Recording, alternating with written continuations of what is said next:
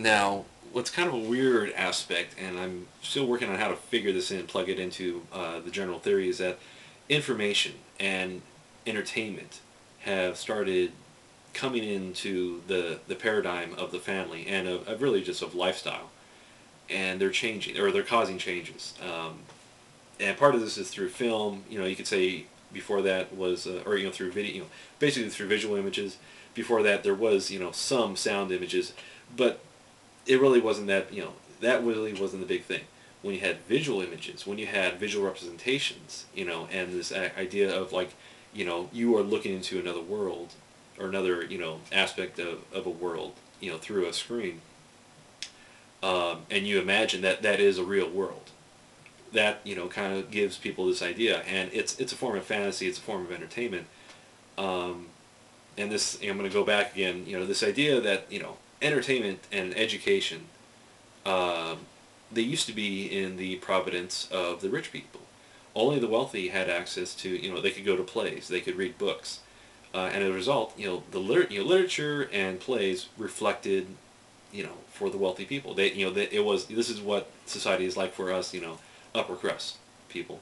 In the case of Shakespeare, that's kind of switched around in that it's more of a kind of a common man and even the emerging middle class, but still like a lot of entertainment, especially like in terms of opera, the storylines and what's going on is that it's for a richer class, the people with money and power.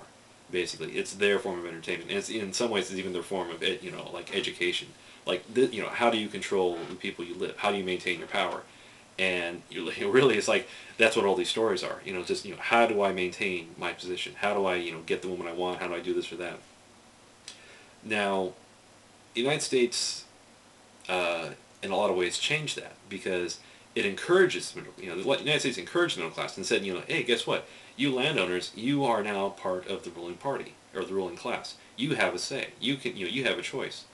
And as a result, they realize, well, everybody needs to be educated. So just this encouragement of education.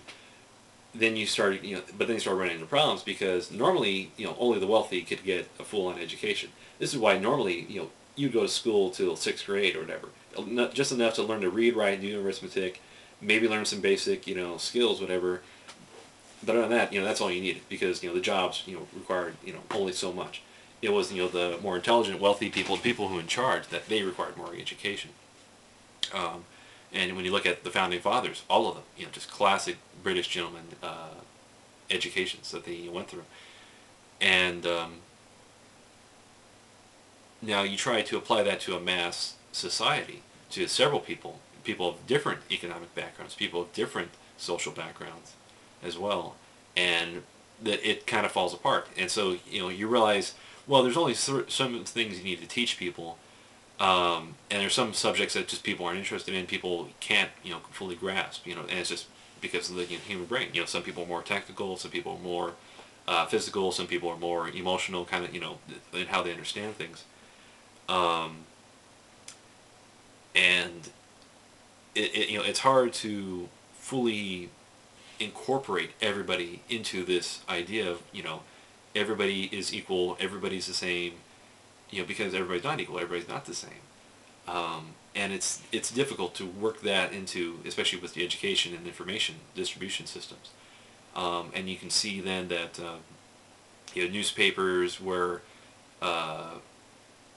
it's like this is where information starts getting kind of crazy because like back in the 1800s you had William Hearst who like through his newspaper basically generated or escalated the conflict of the Spanish-American War. Um, and then other evidence of that going throughout.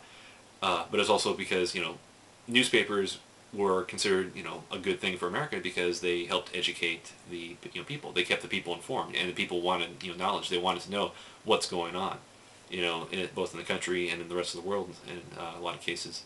And also because this is economics. America is very focused on the economics. That's why I was interested in that.